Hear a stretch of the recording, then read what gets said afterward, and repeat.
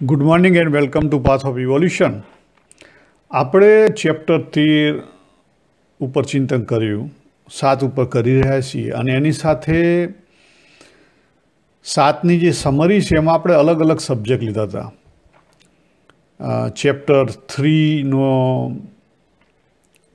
3.27થી જે આગળ છે અને 3.34 જેમાં ઇન્દ્રિયો અને વિષયોનું કેવું રિલેશનશિપ છે, કહેતા લાઇક ને ડિસલાઇક દરેકની પાસે હશે, બરાબર, અને સુખ દુઃખનો અનુભવ થાય એ પણ ખોટી બાબત નથી. એ બધું આપણે સમજી ગયા હતા, પ્લસ તન્માત્રા પણ આપણે સમજ્યા હતા. આગળ બીજા અધ્યાયમાં રસબુદ્ધિ સમજ્યા હતા અને છેલ્લે જે 64થી 64, 65 ને 66 ઉપર જે કર્મયોગ કેવી રીતે એપ્લાય કરી શકાય અને સમજણ આની સાથે ભાવના, બે વસ્તુ અગત્યની છે એ પણ આપણે લાસ્ટ ટાઈમ સમજ્યા હતા. આજે આપણે કંઈ નવું નથી લેવાના, પણ અલગ દૃષ્ટિકોણથી જોવાના છીએ. કઈ રીતનો અલગ દૃષ્ટિકોણ? તો હું પહેલાં કેટલાક 2-3 સોસાયટીમાંથી મળતા એક્ઝામ્પલ આપું અને પછી આપણે દરેકે પોતપોતાની રીતે વિચાર કરવાનો કે આવું આપણા જીવનમાં પણ કેટલીક વખત થતું હોય છે અને શા માટે થાય છે એની ઉપર આપણે ચિંતન કરીશું.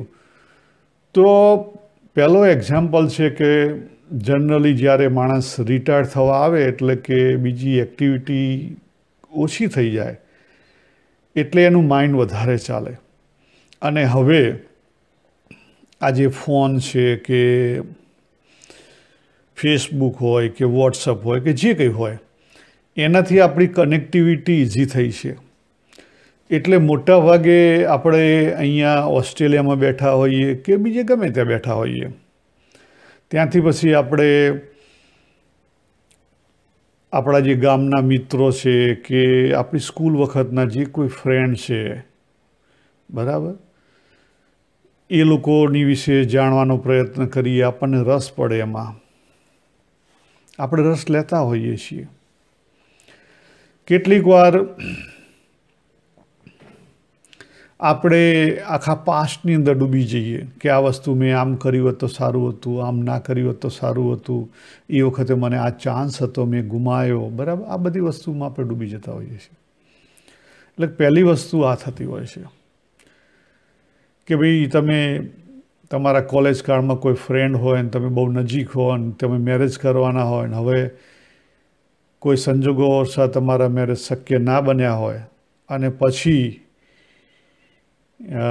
કોઈ સંજોગોવશ તમે 15-20 વર્ષ પછી પાછળથી મળો અને તમને સોફ્ટ કોર્નર ઊભા થાય, ખ્યાલ આવે?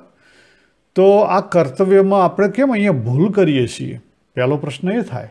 ભૂલ તો કરીએ જ છીએ ને, કારણ કે બંને પક્ષે અલગ અલગ ફેમિલી છે, અલગ અલગ ફેમિલી એક્સેપ્ટ કરેલું છે. બંને પક્ષ પોતપોતાના ફેમિલી પ્રત્યે એની કર્તવ્ય કર્મની જવાબદારી છે. છતાં એ જવાબદારીમાં આપણે ઢીલું મૂકી અને સોફ્ટ કોર્નર પેલા પાત્ર તરફ કરીએ છીએ. હવડે એક ડ્રામા જોયો, એમાં આવું આવ્યું હતું કે એક ફાધર છે, એને કોલેજ કાળમાં એક છોકરી સાથે સારા સંબંધો હશે, બંને લગ્ન સુધી પહોંચવાના હતા પણ કોઈ કારણસર લગ્ન ના થઈ શક્યા. એ જે મેલ છે પાત્ર, એ પછી એના ફેમિલીમાં સેટ થઈ ગયું, ફિમેલ એમના ફેમિલીમાં સેટ થઈ ગયું. આફ્ટર 20 years જે પુરુષ હતો એની સ્ત્રી ધામમાં ગયેલી, જે પત્ની, જે સ્ત્રી હતી એના હસબન્ડને એને છૂટાછેડા આપેલા. એ લોકો મળે અને સોફ્ટ કોર્નર ઊભા થાય. અને આવું થતું હોય છે રિયાલિટીમાં, એવું નથી થતું, એવું નહીં. લવ મેરેજથી લગ્ન થયા અને પછી બીજું કોઈક પાત્ર તમને ગમવા માંડ્યું અને જે લવ મેરેજથી જે લગ્ન કરીને લાવ્યા છીએ એ પાત્ર તમને નથી, ઓછું ગમવા માંડે છે અને છેલ્લે છૂટાછેડા સુધી પહોંચે છે. પણ આવું કેમ થાય છે? શું કારણ છે? ઘણીવાર વ્યવસ્થિત સેટલ ફેમિલી હોય અને તમારું કોઈ વર્ક કલીગ એવું મળી જાય અથવા તમે કોઈક બહાર ફરવા ગયા હોય ને કોકની વેવલેન્થ સાથે મળતી હોય તો તમે બે જલ્દી નજીક આવવા માંડો. 40 વર્ષની ઉંમરે કે 45 વર્ષની ઉંમરે કે 50 વર્ષની ઉંમરે તમે નજીક આવવા માંડો અને ફેમિલી પ્રત્યેનું જે કર્તવ્ય કર્મ છે ત્યાં ઉપેક્ષા કરવા માંડો. આવું કેમ થાય છે? જો આ જ વસ્તુ સાચા દૃષ્ટિકોણની જરૂર છે. સાચો દૃષ્ટિકોણ, સાચું કર્તવ્ય કર્મ ત્યારે જ આવે કે સાચો દૃષ્ટિકોણ હોય. સાચો દૃષ્ટિકોણ ક્યારે આવે? કે સાચી સમજણ હોય. પણ સમજણ ક્યારે ટકી રહે? તો સજાગતાથી આપણે વર્તા હોઈએ તો સમજણ ટકી રહે. બીજી વસ્તુ કે આપણી નિષ્ઠા જોઈએ. ખાલી સજાગતા એટલે ના જોઈએ, નિષ્ઠા પણ જોઈએ. આપણે જે કંઈ માનીએ છીએ, ભલે આ લોકનું છે, ભલે કદાચ એ ચેન્જેબલ છે, પણ આપણે જે માનીએ છીએ એમાં નિષ્ઠા જોઈએ. જો ઘણા બધા માણસો હોય છે કે જેણે અણહકનો પૈસો, ગરીબ હોય છતાં અણહકનો પૈસાને અડે નહીં. આ નિષ્ઠા જોઈએ. આવી નિષ્ઠા આપણને કર્તવ્ય કર્મમાં દરેક સ્ટેપે જોઈએ. એક સ્ટેપે નહીં, દરેક સ્ટેપે જોઈએ. એટલે જે આપણે આગળ જોયું હતું કે 4 વ્યક્તિઓ સાધકમાં ફેલ જાય છે. આગળ જોયું હતું ને, કયા? એક કામી, જેને કંઈક મેળવવાની વાસના છે. બીજો એક ભોગી, જેને ભોગવવાની વાસના છે. ત્રીજા, આ બેને શું છે? રાગ છે. બીજા 2 દ્વેષવાળા જોઈએ. રોગી, જે રોગ આવ્યો છે એને દૂર કરવા માગે છે. બરાબર, ગમે તે રીતે એને દૂર કરવો છે, એટલે એ દ્વેષ ત્યાં છે. અને ત્યાગી, એને પણ દ્વેષ છે. આ વસ્તુ નથી જોઈતી, આ વસ્તુનો મારે ત્યાગ કરવો છે. એ ભાઈ ગમે તે ફોર્મમાં હોય. મોટા ભાગે રાગ અને દ્વેષ આ 4 જગ્યાએ કામ કરતા હોય છે. 2 જગ્યાએ મેં રાગ નહીં બતાવી ને 2 દ્વેષ નહીં બતાવી. તો આ જે રાગ અને દ્વેષ આપણી ઉપર હાવી થઈ જાય છે, એ હાવી કેમ થાય છે? પહેલી વસ્તુ કે આપણી પાસે નિષ્ઠા નથી, પાક્કો નિશ્ચય નથી. અંદર આપણી એ પ્રમાણે વેલ્યુ સિસ્ટમ હજી ડેવલપ થયેલી નથી. લાગે એવું સહેલું. જો અર્જુનજી પોતે હતા તો રણના મેદાનમાં એમને તકલીફ થઈ. એ મોહ જ હતો, એ દૃષ્ટિકોણનો પ્રોબ્લેમ હતો. અને આપણને આવું હાલતા ચાલતા થતું હોય છે, નથી થતું એવું નહીં. ચેક કરજો પોતાના લાઈફમાં. તો આ વસ્તુથી પર કેવી રીતે થવાય, એમાં આપણે બહુ જ સૂક્ષ્મ ધ્યાન રાખવું પડે. પહેલી આપણને નિષ્ઠા જોઈએ. અંદર વેલ્યુ સિસ્ટમ હોય તો નિષ્ઠા ટકી રહે, બાકી નિષ્ઠા કદી ટકે નહીં. અને બીજી વસ્તુ આપણને જોઈએ સમજણ. અને સમજણ રાખવા માટે આપણને જોઈએ અવેરનેસ. એટલે અવેરનેસ રાખીને કન્ટિન્યુ જો આપણે વર્તીએ તો ધીરે ધીરે ધીરે ધીરે આપણી નિષ્ઠા પાકી થાય. કહેતા અંદર વેલ્યુ સિસ્ટમ ચેન્જ થાય પછી બહુ વાંધો ના આવે, પછી આપણને રસ ના પડે. એકવાર જાણ્યું કે આ સંસાર સરી જવાનો છે, કંઈ હાથમાં નથી આવવાનું, અને એની જો નિષ્ઠા પાકી થઈ તો પછી એ જે તુચ્છ પદાર્થો છે એની જે મમત છે ઓટોમેટિકલી ડિઝોલ્વ થઈ જાય. પણ જ્યાં સુધી ડિઝોલ્વ ના થઈ હોય ત્યાં સુધી કાળજી રાખવી પડે. પણ કાળજી ક્યારે રહે? તમે જો અવેર હો, અંતરદ્રષ્ટિ કરતા હો તો ખબર પડે કે સારું આ મને સોફ્ટ કોર્નર કેમ આવવા માંડ્યો, આ હું મારા કર્તવ્ય કર્મથી કેમ ચલિત થવા માંડ્યો. તો પછી આપણે એને બ્રેક મારી કે ઊભો રે બાબુ, અહીંથી આગળ નથી વધવાનું, ધેટ્સ માય લિમિટ. અધરવાઇઝ પ્રકૃતિમાં ખેંચાઈ જશો, કોઈ તમને નહીં બચાવી શકે. તમે કદાચ ઇન્દ્રિયથી નહીં ખેંચાઓ તો રસબુદ્ધિ, જે ભગવાને વાત કરી બીજા અધ્યાયના 59માં શ્લોક, રસબુદ્ધિથી ખેંચાઈ જશો. પણ ખેંચાશો તો ખરા મહારાજ, ઇટ્સ નોટ ઇઝી સ્ટફ. તો આપણે જોઈએ કે ભગવાને જે આ 7મા અધ્યાયમાં વાત કરી કે પહેલાં આપણે જીવ તરીકે પુરુષ અને પ્રકૃતિનું મિક્સચર છીએ. પુરુષે પ્રકૃતિ ધારણ કરેલી છે, એટલે મૂળ જે પુરુષ કહેતા પરા, અને એણે જે પ્રકૃતિ ધારણ કરી મૂળ પ્રકૃતિ, એ જે સમષ્ટિનું જે જીવ છે એને કોઈ પ્રોબ્લેમ નથી. એ દૈવી છે, એ તન્માત્રા રૂપ છે, દૈવી છે. એ સારા માટે છે, અનુભવ માટે છે. બરાબર. પછી બીજું સ્ટેપ આવે કે મૂળ પ્રકૃતિ છે એનો ગુણ કેવો છે? ગુણની વાળી પ્રકૃતિ છે. કહેતા એ ચેન્જેબલ છે, મોમેન્ટરી છે. એટલે અગેઇન સમષ્ટિનો એક્સપિરિયન્સ આવ્યો. તો આપણને જે સમષ્ટિના એક્સપિરિયન્સ થાય છે, સારું ખરાબ, લાઇક ડિસલાઇક, બરાબર, સુખ દુઃખ, ગરમ ઠંડુ, આ બધા એક્સપિરિયન્સ એ પણ જીવન જીવવા માટે જરૂરી છે અને સારા છે, એમાં ખોટું કંઈ નથી. ત્રીજા સ્ટેપે દૈવી ગુણમય, બીજું સ્ટેપ, અને ત્રીજું મમ માયા, મોહ માયા. હવે જો પહેલા સ્ટેપે હું છું કે હું બાબુ છું, મેં તાદાત્મ્ય કર્યું, બરાબર, એઝ એ ઇન્ડિવિડ્યુઅલ હું બાબુ છું, મને દેહભાવની ખબર પડી કે હું આ બોડી દ્વારા હું પ્રકાશિત છું અને મારે આ વસ્તુ કરવાની છે બાબુ તરીકે. અત્યારે હું સ્પીકર છું, બરાબર, જ્યારે પત્ની સાથે હોઉં ત્યારે પતિ છું, જ્યારે બાળકો સાથે હોઉં ત્યારે પિતા છું, જ્યારે ઓફિસમાં હોઉં ત્યારે ઓફિસર છું. તો એ જે બાબુ તરીકે કોઈ પ્રોબ્લેમ નથી, પણ પછી બાબુ જ્યારે બની જાય ત્યારે બહુ જ ઓછો પ્રોબ્લેમ છે. તમારે રોલ પ્લે કરાવવાનો છે, કર્તવ્ય કર્મ કરવાનું છે, ડેટ્સ ઓલ. સો ચોથા લેવલે પણ આપણને ખાસ પ્રોબ્લેમ નથી. જો બાબુ ઓફિસમાં ઓફિસર તરીકે વર્તે તો કોઈ પ્રોબ્લેમ નથી, પણ બાબુ ઓફિસરમાં ફાધર બને ને કરપ્શન માગે તો પ્રોબ્લેમ છે, બરાબર. એટલે ચોથા લેવલે પણ જો સજાગતાથી વર્તવામાં આવે તો પ્રોબ્લેમ નથી, નહીં તો પ્રોબ્લેમ છે થોડો ઘણો. પણ સૌથી વધુ પ્રોબ્લેમ ક્યાં છે? પાંચમા લેવલે. જ્યારે આપણે બિકમિંગ થઈ જઈએ કે બાબુ ઓફિસર બને એમાં પ્રોબ્લેમ નથી, એ તો જીવન છે, કર્તવ્ય કર્મ છે, એ કરવાનું છે.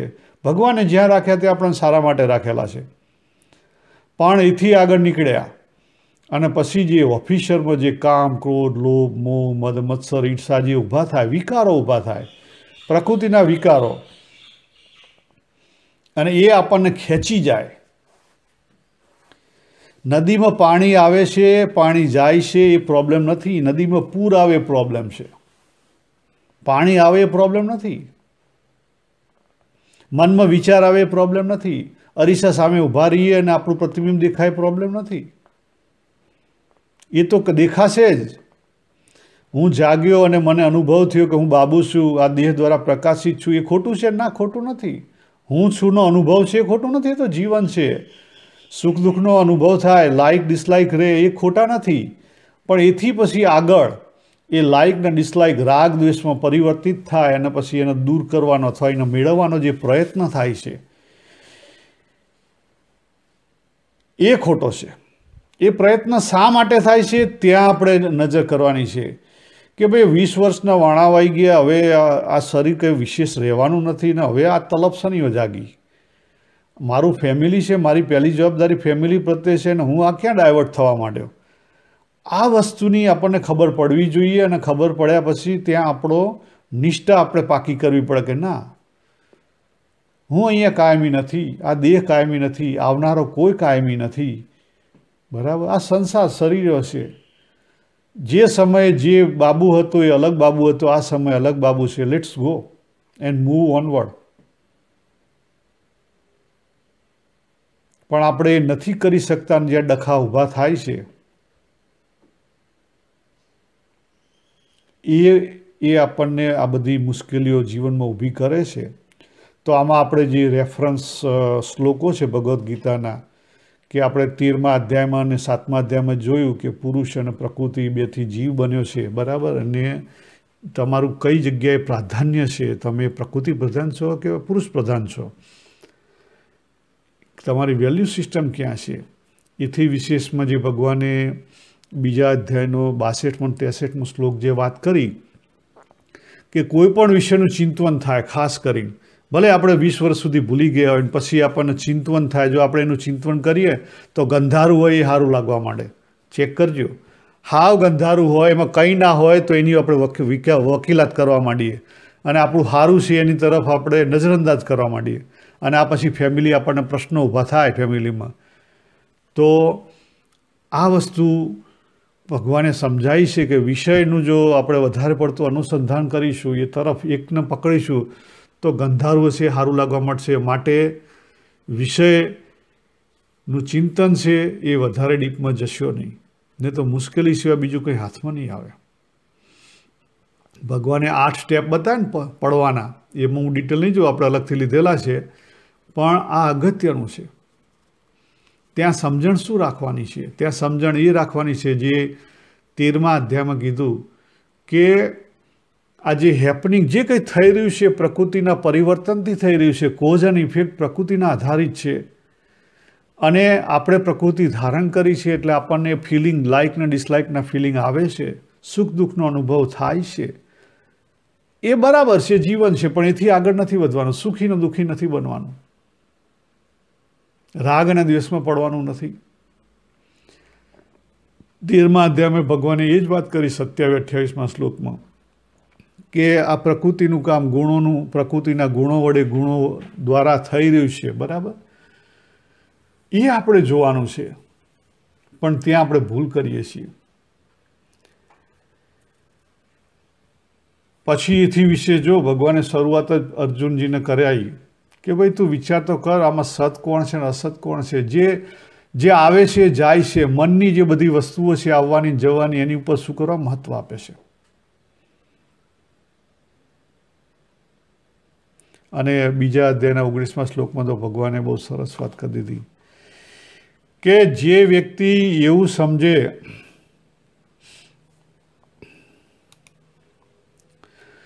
કે ભગવાન ત્યાં શું કીધું સીધું જ એને કે આ અવિનાશી આત્માને જે એવું સમજે કે હું મારું છું, એટલે કે દાખલા તરીકે આપણે ડૉક્ટરના ત્યાં ગયા અને ડૉક્ટર એવું સમજે કે મેં આ દર્દીને સાજો કર્યો તો ડૉક્ટર કંઈ સમજતો નથી, દર્દી એવું સમજે કે આ ડૉક્ટરે મને સાજો કર્યો તો દર્દી સમજતો નથી. આ ભગવાન વાત કરે છે, ખ્યાલ આવ્યો? એટલે આપણે જો સમજીએ ને કે 20 વર્ષ પહેલાં મારું આ થવાનું હતું મેં ના કર્યું અથવા તો તમે નથી કર્યું મહારાજ, આ સમજો. આ બીજા અધ્યાયનો 19મો શ્લોક એ કહે છે. તમને એવું લાગતું કે તમારો પ્રેમ હતો કે પ્રેમ લગ્ન થવાના હતા કે તમારી વેવલેન્થ સરખી મળતી હતી ને તમે બહુ સારી રીતે જીવન જીવી શકો, એ સમય સંજોગોની દેશકાળાદિકનો પ્રભાવ હતો. એ સમયનો જે પુરુષ હતો, દરેક પ્રવૃત્તિમાં દરેક ક્ષણે અલગ પુરુષ હોય છે, યાદ રાખો. દરેક પ્રવૃત્તિમાં અલગ બાબુ હોય છે. જે 10 વર્ષ પહેલાં બાબુ હતું એ આજે નથી, જે ગઈકાલ બાબુ હતું એ આજે નથી. કેમ? હજારો સેલ બદલાઈ ગયા, માઇન્ડના બદલાણા, બધાના બદલાણા, તમારો નિશ્ચય બદલાઈ ગયા. જો નાના હતા ત્યારે તમને સ્કૂટર, પેલા સાયકલ ગમતી હતી, ભાઈ સ્કૂટર ગમતું હતું, ગાડી ગમતી હતી, બધા નિશ્ચયો બદલાઈ ગયા પછી ક્યાં સવાલ રહ્યો? આપણે દરેક ક્ષણે આપણે મોમેન્ટરી છીએ. જે પ્રકૃતિના ભાગમાં આપણે મોમેન્ટરી છીએ. પ્રકૃતિથી જો આપણે આપણી જાતને સમજવા જઈશું તો કદાપી નહીં સમજી શકીએ, આપણી જાતને નહીં સમજી શકીએ અને બીજાને નહીં સમજી શકીએ. પરાના સ્ટેન્ડિંગ પોઈન્ટ પર આવશો તો સમજાશે, બાકી નહીં સમજાય.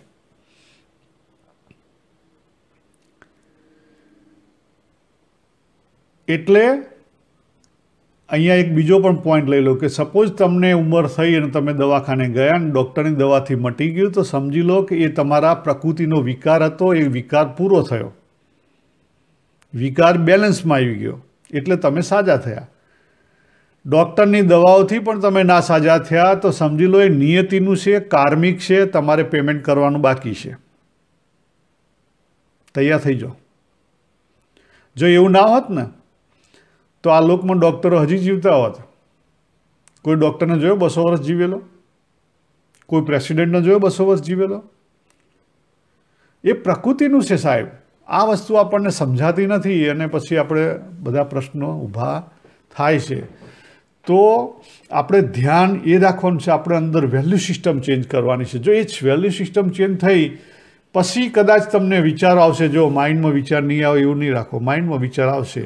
કદાચ ક્યાંક કોઈ ફેસબુક ઉપર આવી જાય કોઈ ક્લાસમેટ તો આપણને યાદ આવે કે ઓ આપણે પહેલાં સારું રમ્યા હતા આમ તેમ. હા ના, પણ તરત જ એની વેલ્યુ કેટલી, બસ એ મળ્યા હતા એટલી, એથી વિશેષમાં આગળ ના વધીએ તો આપણે સાચા, પણ એથી વિશેષમાં પછી આગળ વધ્યા ને પછી ખોદીને જો ખોતરીને મોટું કરવા ગયા તો ગયા. કારણ કે ભૂતકાળ કોનો હતો પહેલો વિચાર કરો. ભૂતકાળ કોનો હતો? ભૂતકાળ દેહનો હતો, પ્રકૃતિનો હતો, તમારો નથી. પરાની અંદર કોઈ ભૂતકાળ નથી, પરાની અંદર માત્ર વર્તમાન કાળ છે. પરા કાયમી છે, ઇટ્સ અનચેન્જેબલ છે. આ વસ્તુ આપણને સમજાતી નથી. બાબુ 20 વર્ષનો હતો તે બાબુની બોડી જે મન બુદ્ધિ છે એનો ભૂતકાળ હતો. બાબુ જે પરા છે એનો નથી. એ તો પરા જે 20 વર્ષે હતી એ અત્યારે છે, એ જ પ્રકાશમાન છે, એ જ આધારરૂપ છે, એ ચેન્જ થઈ જ નથી. એમાં કોઈ ચેન્જ નથી આવ્યો. તો ચેન્જ શામાં આવ્યો? આ 3 શરીરમાં આવ્યો. આ ધ્યાન રાખવાનું છે. ચેન્જ ક્યાં આવે છે? 3 શરીરમાં આવે છે. એટલે જે કરતા હતો એ વખતે બાબુ 3 શરીર વતી એ બદલાણો છે, પણ જે બાબુ પરા છે એ નથી બદલાણો. હવે આ રીતે સમજો કે બાબુ પરા ને બાબુ અપરા. બાબુ અપરા એટલે 3 શરીરનું માળખું જે પરા દ્વારા આધારિત છે અને પ્રકાશિત છે, એટલે જીવંત લાગે છે. તો ધીરે ધીરે આ રીતે સમજાશે. અને હું આવી મેથડ ઉપયોગ કરું છું મારા પોતાના માટે, અને મેં આ મારી જે સમજણ છે રજૂ કરી, અને હું આ રીતે પ્રેક્ટિસમાં લઉં છું. કારણ કે આ જરૂરી છે, નહીં તો આપણનું માઇન્ડ ગમે તે ખેંચી જશે. અને મેં જોયું છે ઘણા બધા, not only drama but real સ્ટોરીઓમાં મેં જોયું છે કે લોકો ઉંમર થાય, રિટાયર થાય. હું ઘણા બધા રિટાયર્ડ માણસોને મળે છું, એ લોકો કહે છે, બચારા ચોખ્ખું કહે છે કે હા, મન આપણું ક્યાંય ખેંચી જાય. હિનતાન દિનતાન, ભૂતકાળ, ના કર્યું, અહીં રહી ગયું, પેલું રહી ગયું. રાઈટ. આ બધી વસ્તુ આપણા પર પણ એક દિવસ આવવાની છે, તો અહીંયા કાળજી રાખવાની છે.